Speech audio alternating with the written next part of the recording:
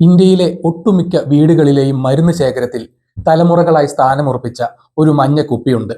തലവേദന വന്നാലും ജലദോഷം പിടിച്ചാലും മസിൽ പെയിൻ അനുഭവപ്പെട്ടാലും ഒരു ചെറു വിരൽത്തുമ്പിൽ ആശ്വാസം പകരാൻ കഴിവുള്ള ഒരു മാജിക് ബാം അതിലുണ്ട്. അതാണ് അമൃതാഞ്ജൻ. ഒരു മരുന്ന് എന്നതിലുപരി പലർക്കും അതൊരു നൊസ്റ്റാൾജിയാണ്, ആശ്വാസത്തിന്റെ സുഗന്ധമാണ്. 130 വർഷത്തിലേറെ നീണ്ട ഈ യാത്ര ഒരു സാധാരണ വേദന സംഹാരിയുടെ കഥയല്ല, മറിച്ച് ഒരു സ്വാതന്ത്ര്യ സമര സേനാനിയുടെ സ്വപ്നത്തിന്റെയും ദീർഘവീക്ഷണത്തിന്റെയും കഠിനാധ്വാനത്തിന്റെയും വിജയഗാഥയാണ്. അമൃതാഞ്ജന്റെ കഥ ആരംഭിക്കുന്നത് 19ാം നൂറ്റാണ്ടിന്റെ അവസാനത്തിലാണ്. ഇന്ത്യൻ സ്വാതന്ത്ര്യ സമര പ്രസ്ഥാനം ശക്തി പ്രാപിച്ചുകൊണ്ടിരുന്ന കാലം. ഈ കഥയിലെ നായകൻ ഒരു ഡോക്ടറോ വ്യവസായിയോ ആയിരുന്നില്ല, മറിച്ച് ഒരു പത്രപ്രവർത്തകനും സാമൂഹിക പരിഷ്കർത്താവും സ്വാതന്ത്ര്യ സമര സേനാനിയുമായിരുന്ന കാശിനാഥുനി നാഗേശ്വര റാവു പന്തലു ആയിരുന്നു. ആന്ധ്രാപ്രദേശിലെ കൃഷ്ണ ജില്ലയിൽ 1867 ജനിച്ച അദ്ദേഹം ദേശോദ്ധാരക എന്ന പേരിൽ അറിയപ്പെട്ടിരുന്നു. ജനങ്ങളെ സേവിക്കാനും രാജ്യത്തിന്റെ പുരോഗതിക്കായി പ്രവർത്തിക്കാനും അദ്ദേഹം എപ്പോഴും ആഗ്രഹിച്ചു. മദ്രാസ് ക്രിസ്ത്യൻ കോളേജിൽ നിന്ന് ബിരുദം നേടിയ ശേഷം നാഗേശ്വര റാവു കൽക്കത്തയിലെ ഒരു ഫാർമസിയിൽ ജോലിക്ക് ചേർന്നു. അവിടെ വെച്ചാണ് അദ്ദേഹം മരുന്നുകളെക്കുറിച്ചും അവയുടെ ചേരുവകളെക്കുറിച്ചും ആഴത്തിൽ പഠിക്കുന്നത്. പിന്നീട് ബോംബെയിലേക്ക്, ഇന്നത്തെ മുംബൈയിലേക്ക് താമസം മാറിയ അദ്ദേഹം ഒരു യൂറോപ്യൻ കമ്പനിയിൽ ജോലി ചെയ്തു. ഈ അനുഭവങ്ങളെല്ലാം അദ്ദേഹത്തിന് ആയുർവേദത്തിലും ആധുനിക വൈദ്യശാസ്ത്രത്തിലും അറിവ് നേടാൻ സഹായകമായി. അക്കാലത്ത് സാധാരണക്കാർക്ക് താങ്ങാനാവുന്നതും ഫലപ്രദവുമായ മരുന്നുകൾ വളരെ കുറവായിരുന്നു. തലവേദനയ്ക്കും മറ്റ് ചെറിയ അസുഖങ്ങൾക്കും പോലും ആളുകൾ കഷ്ടപ്പെടുന്നത് അദ്ദേഹം കണ്ടു. ആയുർവേദത്തിലുള്ള തന്റെ അറിവും മരുന്ന് നിർമ്മാണത്തിലുള്ള അനുഭവ പരിചയം ഉപയോഗിച്ച് സാധാരണക്കാരന് ആശ്വാസം നൽകുന്ന ഒരു ബാം നിർമ്മിക്കാൻ അദ്ദേഹം തീരുമാനിച്ചു. അങ്ങനെ കഠിനമായ പരീക്ഷണങ്ങൾക്കും ഗവേഷണങ്ങൾക്കും ഒടുവിൽ 1893 അദ്ദേഹം ആ മാന്ത്രിക കൂട്ട് കണ്ടെത്തി. പ്രകൃതിദത്തമായ ചേരുവകൾ കൊണ്ട് നിർമ്മിച്ച തലവേദനയ്ക്കും ജലദോഷത്തിനും ശരീരവേദനയ്ക്കും പെട്ടെന്ന് ആശ്വാസം നൽകുന്ന ആ ലേപനത്തിന് അദ്ദേഹം അമൃതാഞ്ജൻ എന്ന് പേരിട്ടു. അമൃത് പോലെ ആശ്വാസം നൽകുന്നത് എന്ന അർത്ഥത്തിലായിരുന്നു ആ പേര്. ഒരു ഉൽപ്പന്നം നിർമ്മിച്ചത് കൊണ്ട് മാത്രം കാര്യമായില്ല, അത് ജനങ്ങളിലേക്ക് എത്തിക്കണമായിരുന്നു.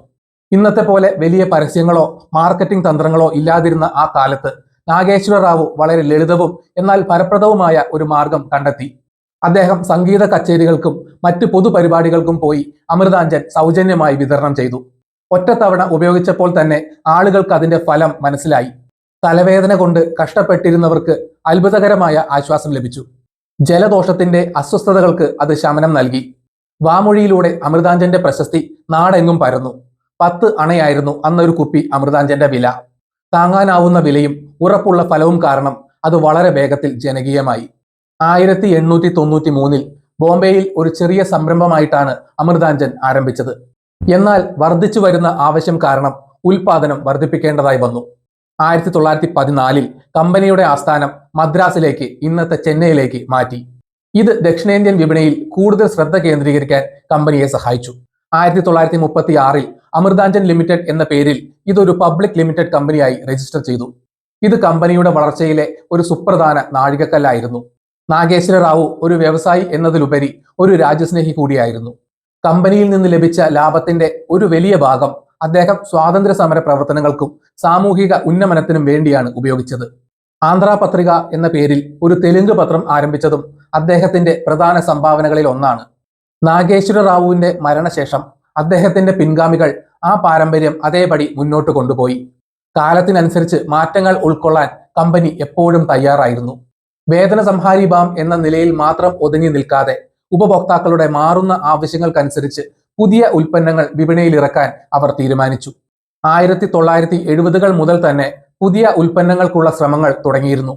ജലദോഷത്തിന് ആശ്വാസം നൽകുന്ന മഹാ ഇൻഹേലർ, ചർമ്മരോഗങ്ങൾക്കുള്ള ഡെർമ ഓയിൻമെന്റ്, dragon liquid balm, cold rub തുടങ്ങിയവ ഈ കാലഘട്ടത്തിൽ പുറത്തിറങ്ങി. ഓരോ ഉൽപ്പന്നവും അമൃതാഞ്ജൻ എന്ന ബ്രാൻഡിന്റെ വിശ്വാസ്യത നിലനിർത്തി. 2000-ന് ശേഷം കമ്പനി വലിയൊരു മാറ്റത്തിന് തയ്യാറെടുത്തു. വേദന സംഹാരി എന്ന പരമ്പരാഗത ഇമേജിൽ നിന്ന് ഒരു കംപ്ലീറ്റ് ഹെൽത്ത് കെയർ ബ്രാൻഡായി മാറുക എന്നതായിരുന്നു ലക്ഷ്യം. 2002 പ്രമേഹ രോഗികൾക്കായി ഡയാക്യൂർ എന്ന പേരിൽ ഒരു ആയുർവേദ മരുന്ന് പുറത്തിറക്കി. അതോടൊപ്പം അതേ വർഷം തന്നെ അമേരിക്കൻ വിപണിയിലേക്കും പ്രവേശിച്ചു. ഇത് കമ്പനിയുടെ ആഗോള വളർച്ചയ്ക്ക് തുടക്കമിട്ടു. 2004 അഫയർ എന്ന പേരിൽ ഹെർബൽ മൗത്ത് ഫ്രഷ്നറുകൾ വിപണിയിലെത്തിച്ചു. 2007 കമ്പനിയുടെ പേര് അമൃതാഞ്ജൻ ലിമിറ്റഡ് എന്നതിൽ നിന്ന് അമൃതാഞ്ജൻ ഹെൽത്ത് കെയർ ലിമിറ്റഡ് എന്നാക്കി മാറ്റി. ആരോഗ്യ സംരക്ഷണ രംഗത്ത് കൂടുതൽ ശ്രദ്ധ കേന്ദ്രീകരിക്കുന്നു എന്നതിന്റെ വ്യക്തമായ സൂചനയായിരുന്നു ഇത്. ഈ കാലഘട്ടത്തിൽ പരമ്പരാഗത മഞ്ഞക്കുപ്പിയിൽ നിന്ന് മാറി ഉപയോഗിക്കാൻ എളുപ്പമുള്ള പുതിയ പാക്കേജിങ്ങുകളും അവതരിപ്പിച്ചു. തലവേദനയ്ക്ക് എളുപ്പത്തിൽ പുരട്ടാവുന്ന റോൾ ഓൺ, ശരീരവേദനയ്ക്ക് വേഗത്തിൽ ആശ്വാസം നൽകുന്ന സ്പ്രേ, ജെൽ തുടങ്ങിയവ യുവാക്കളെയും നഗരങ്ങളിലുള്ളവരെയും ആകർഷിച്ചു. അമൃതാഞ്ജന്റെ ചരിത്രത്തിലെ ഏറ്റവും നിർണായകമായ ചില തീരുമാനങ്ങൾ വന്നത് 2010 ശേഷമാണ്. സ്ഥാപകന്റെ ചെറുമകനായ എസ് ശംഭുപ്രസാദിന്റെ നേതൃത്വത്തിൽ കമ്പനി പുതിയ മേഖലകളിലേക്ക് ചുവടുവെച്ചു. 2011 അമൃതാഞ്ജൻ ചെന്നൈ ആസ്ഥാനമായി പ്രവർത്തിക്കുന്ന ശിവ സോഫ്റ്റ് ഡ്രിങ്ക്സ് എന്ന കമ്പനിയെ ഏറ്റെടുത്തു. ഫ്രൂട്ട്നിക് എന്ന ബ്രാൻഡിൽ പഴച്ചാറുകൾ വിൽക്കുന്ന ഈ കമ്പനിയെ ഏറ്റെടുത്തതിലൂടെ അമൃതാഞ്ജൻ ഭക്ഷണ പാനീയ രംഗത്തേക്ക് പ്രവേശിച്ചു. ആരോഗ്യകരമായ ജീവിതശൈലിക്ക് പ്രാധാന്യം നൽകുന്ന ഒരു ബ്രാൻഡ് എന്ന നിലയിൽ ഈ നീക്കം തികച്ചും അനുയോജ്യമായിരുന്നു. 2013 അമൃതാഞ്ജൻ മറ്റൊരു വിപ്ലവകരമായ തീരുമാനമെടുത്തു. സ്ത്രീകളുടെ ആരോഗ്യ സംരക്ഷണ വിപണിയിലേക്ക് കടന്നുവരാൻ അവർ തീരുമാനിച്ചു. കംഫി എന്ന പേരിൽ സാനിറ്ററി നാപ്കിനുകൾ പുറത്തിറക്കി. ഇന്ത്യയിൽ പ്രത്യേകിച്ച് ഗ്രാമീണ മേഖലകളിൽ ആർത്തവ ശുചിത്വത്തെക്കുറിച്ച് അവബോധം കുറവായിരുന്ന ഇടങ്ങളിൽ ഇതൊരു വലിയ ചുവടുവെപ്പായിരുന്നു. വിപണിയിലെ പ്രമുഖ ബ്രാൻഡുകളായ വിസ്പർ, സ്റ്റേഫ്രീ എന്നിവയോട് മത്സരിക്കാൻ കംഫി ഒരു പ്രത്യേക തന്ത്രം ആവിഷ്കരിച്ചു. കുറഞ്ഞ വിലയിൽ മികച്ച ഗുണനിലവാരമുള്ള ഉൽപ്പന്നം നൽകുക എന്നതായിരുന്നു അത്. ഗ്രാമീണ അർദ്ധനഗര വിപണികളെ ലക്ഷ്യമിട്ട് അവർ പ്രവർത്തിച്ചു. ഈ തന്ത്രം വലിയ വിജയമായി. കിഴക്കൻ ഇന്ത്യയിലെ പല സംസ്ഥാനങ്ങളിലും കംഫി വളരെ പെട്ടെന്ന് വിപണി വിഹിതം പിടിച്ചെടുത്തു. 2002 ആർത്തവ വേദനയ്ക്ക് ആശ്വാസം നൽകുന്ന ഒരു പീരിയഡ് പെയിൻ റോൾ ഓൺ കൂടി കംഫി ബ്രാൻഡിന് കീഴിൽ പുറത്തിറക്കി. ഇന്ന് 130 വർഷങ്ങൾക്കിപ്പുറം അമൃതാഞ്ജൻ ഒരു വേദന സംഹാരി ബാം കമ്പനി മാത്രമല്ല. വേദന, ജലദോഷം എന്നിവയ്ക്കുള്ള ഉൽപ്പന്നങ്ങൾ, സ്ത്രീകളുടെ ആരോഗ്യ സംരക്ഷണ ഉൽപ്പന്നങ്ങൾ, പാനീയങ്ങൾ എന്നീ 3 പ്രധാന വിഭാഗങ്ങളിലായി വ്യാപിച്ചു കിടക്കുന്ന ഒരു വലിയ ഹെൽത്ത് കെയർ സാമ്രാജ്യമാണ്. തുടക്കത്തിൽ ഫാർമസികളിലൂടെ മാത്രം വിറ്റിരുന്ന ഉൽപ്പന്നങ്ങൾ ഇന്ന് സാധാരണ പലചരക്ക് കടകളിലും സൂപ്പർ മാർക്കറ്റുകളിലും ഓൺലൈൻ പ്ലാറ്റ്ഫോമുകളിലുമായി ഇന്ത്യയിലുടനീളം 12 ലക്ഷത്തിലധികം ഔട്ട്ലെറ്റുകളിൽ ലഭ്യമാണ്. വേദന സംഹാരി ബാം വിപണിയിൽ ഇപ്പോഴും ശക്തമായ സാന്നിധ്യമാണ് അമൃതാഞ്ജന്. റോൾ ഓൺ വിഭാഗത്തിൽ അവർ വിപണിയിലെ മുൻനിരക്കാരാണ്. കംഫി ബ്രാൻഡ് സാനിറ്ററി നാപ്കിൻ വിപണിയിൽ അതിവേഗം വളർന്നുകൊണ്ടിരിക്കുന്നു. ആയുർവേദത്തിന്റെ കരുത്തിൽ വിശ്വസിക്കുന്നതോടൊപ്പം ആധുനിക സാങ്കേതിക വിദ്യയുടെ സാധ്യതകളും കമ്പനി ഉപയോഗപ്പെടുത്തുന്നു. ഉപഭോക്താക്കളുടെ മാറുന്ന അഭിരുചികൾക്കനുസരിച്ച് പുതിയ ഉൽപ്പന്നങ്ങൾ വികസിപ്പിക്കാൻ ശക്തമായ ഒരു ഗവേഷണ വിഭാഗം ഇന്നുണ്ട്. ഒരു ചെറിയ മഞ്ഞക്കുപ്പിയിൽ നിന്ന് ആരംഭിച്ച് കോടിക്കണക്കിന് രൂപയുടെ വിറ്റുവരവുള്ള ഒരു വലിയ കമ്പനിയായി അമൃതാഞ്ജൻ വളർന്നതിന് പിന്നിൽ വ്യക്തമായ കാഴ്ചപ്പാടും കഠിനാധ്വാനവുമുണ്ട്. ഒരു സ്വാതന്ത്ര്യ സമര സേനാനി തന്റെ രാജ്യത്തെ ജനങ്ങൾക്ക് ആശ്വാസം നൽകാൻ തുടങ്ങിയ ഒരു ചെറിയ സംരംഭം ഇന്ന് തലമുറകളുടെ വിശ്വാസം നേടിയെടുത്ത് ആരോഗ്യ സംരക്ഷണ രംഗത്ത് സ്വന്തമായ ഒരിടം കണ്ടെത്തി മുന്നോട്ട് കുതിക്കുകയാണ്. അമൃതാഞ്ജന്റെ ഗന്ധം ഇന്നും കോടിക്കണക്കിന് ഇന്ത്യക്കാർക്ക് ആശ്വാസത്തിന്റെയും സുരക്ഷയുടെയും ഓർമ്മപ്പെടുത്തലാണ്. ഈ വീഡിയോ ഇവിടെ വെച്ച് നിർത്തുന്നു. നിങ്ങൾക്ക് വീഡിയോ ഇഷ്ടപ്പെട്ടെങ്കിൽ ലൈക്ക് ചെയ്യുക. ചാനൽ സബ്സ്ക്രൈബ് ചെയ്തിട്ടില്ലെങ്കിൽ മറക്കാതെ സബ്സ്ക്രൈബ് ചെയ്യണം.